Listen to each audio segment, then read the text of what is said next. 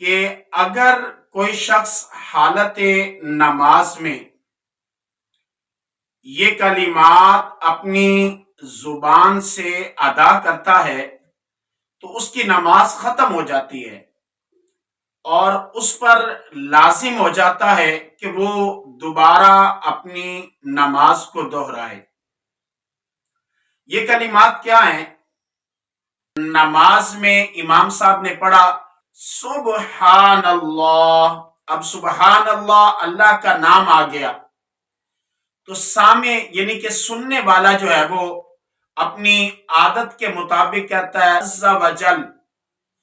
تو یہ اس موقع پر عز و جل کہنے سے نماز فاسد ہو جائے گی اور نماز کو دوبارہ پڑھنا اور لوٹانا لازم ہو جائے گا۔ اسی طرح نماز میں خود پڑھا یا امام صاحب نے پڑھا، قرآن پاک کی آیت کریمہ ما کانا محمد ابا احد من رجالکم، اب عادت کے مطابق جب محمد صلی اللہ تعالی علیہ وسلم کا نام آیا تو عادت کے مطابق آپ نے کہہ دیا صلی اللہ تعالی علیہ وسلم۔ یہ جو اس موقع پر درود پاک پڑھنا ہے نماز کے اندر نبی پاک کا نام سن کے، اس سے یاد رکھیے گا نماز فاسد ہو جاتی ہے اور نماز کو دوبارہ پڑھنا اور لوٹانا لازم ہو جاتا ہے۔ اسی طرح امام صاحب نے تلاوت کی قرآن پاک کی یا آپ نے خود تلاوت کی اور آپ کا دل بڑا خوش ہوا تو آپ نے کہا صدق اللہ و رسولہ، اللہ اور اللہ کے رسول نے سچ کہا ہے۔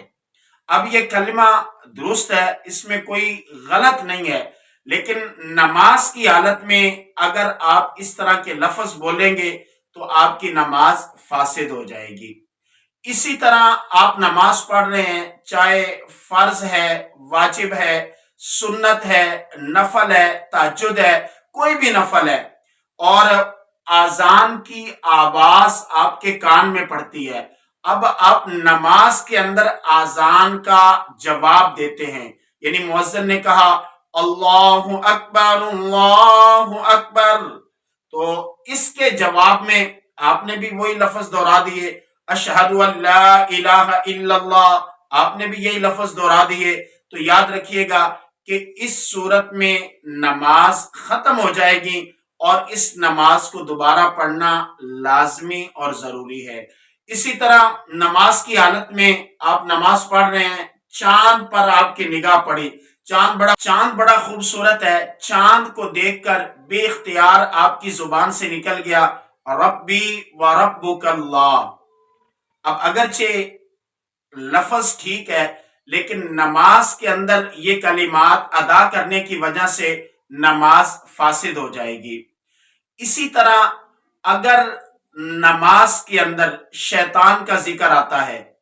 مختلف مقامات پر، کثیر مقامات پر شیطان کا نام آتا ہے، آپ نے خود پڑھا یا امام صاحب نے پڑھا تو بے اختیار آپ کی زبان سے نکلا کہ لعنت اللہ، اس پر اللہ کی لعنت ہو، اب یہ لفظ اور کلمہ تو ٹھیک ہے لیکن موقع مال کے اعتبار سے آپ کیونکہ نماز کے اندر ہیں، نماز کے اندر یہ کہنے کی اجازت نہیں ہے، تو اس لیے اگر یہ کہہ دیا تو نماز کا لوٹانا لازم ہے۔ اسی طرح آپ نماز کے اندر ہیں، حالت نماز میں، اور کسی کو چھینک آ جاتی ہے، اب حکم یہ ہے کہ چھینک آئے تو وہ کہتا ہے الحمدللہ، اور آپ کو عادت ہے کہ جب کسی کو چھینک آتی ہے وہ الحمدللہ کہتا ہے، آپ نماز کے اندر ہیں لیکن آپ نے بے اختیار کہہ دیا یرحمک اللہ ویہدیکم اللہ، تو یہ کلمات اگرچہ معنی کے اعتبار سے ٹھیک ہیں لیکن موقع محل کی اعتبار سے یہ الفاظ ادا کرنے پر آپ کی نماز فاسد ہو جائے گی۔ اسی طرح نماز کے اندر آپ کھڑے ہوئے ہیں اور نماز میں آپ کے دل میں کوئی وسوسہ پیدا ہوتا ہے، کوئی خیال آ جاتا ہے، اب عموماً عادت ہوتی ہے کہ جب ہماری نماز کے اندر ہماری عادت ہوتی ہے کہ عام حالات میں جب ہمارے ذہن میں کوئی وسوسہ پیدا ہو تو ہم پڑھتے ہیں لا حول ولا قوت الا باللہ، آپ نے حسب عادت نماز کے اندر بھی پڑھا، تو اگر تو وسوسہ کسی دینی معاملے میں ہے، دینی معاملے میں اور آخرت کے معاملے میں، تو پھر نماز فاسد نہیں ہوگی۔ لیکن اگر دنیا کے معاملات میں ہے، دنیاوی معاملات میں ہے، کاروبار کے اندر، نوکری کے اندر، اور اس طرح کے دنیاوی جو معاملات ہیں، اگر اس کا وسوسہ ہے تو پھر نماز فاسد ہو جائے گی۔ اور اگر دینی وسوسہ ہے کہ اگر دینی وسوسہ ہے کہ ذہن میں کوئی اللہ سبحانہ و تعالیٰ کے بارے میں خیال آ گیا، یا رسول اللہ صلی اللہ تعالیٰ علیہ وسلم کے بارے میں کوئی برا خیال آ گیا، یا قرآن مجید کے حوالے سے یا آخرت کے حوالے سے، تو پھر یہ لفظ ادا کرنے سے لا حول ولا قوت الا باللہ نماز فاسد نہیں ہوگی۔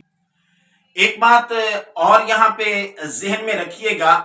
کہ یہ جتنے بھی ترتیب بیان کی ہے کہ یہ لفظ کہا نماز فاسد ہو جائے گی، یہ لفظ کہا نماز فاسد ہو جائے گی، یہ لفظ کہا، تو یاد رکھیے گا کہ فقط نماز فاسد ہوگی، وضو فاسد نہیں ہوگا، وضو باقی رہے گا، کیونکہ اس نے کوئی ایسا کلمہ یا ایسا عمل نہیں کیا جو نواقضات وضو میں سے ہو۔ لیکن نماز ختم ہو جائے گی، وضو باقی رہے گا، اور یہ بندہ وہیں سے پھر اپنی دوبارہ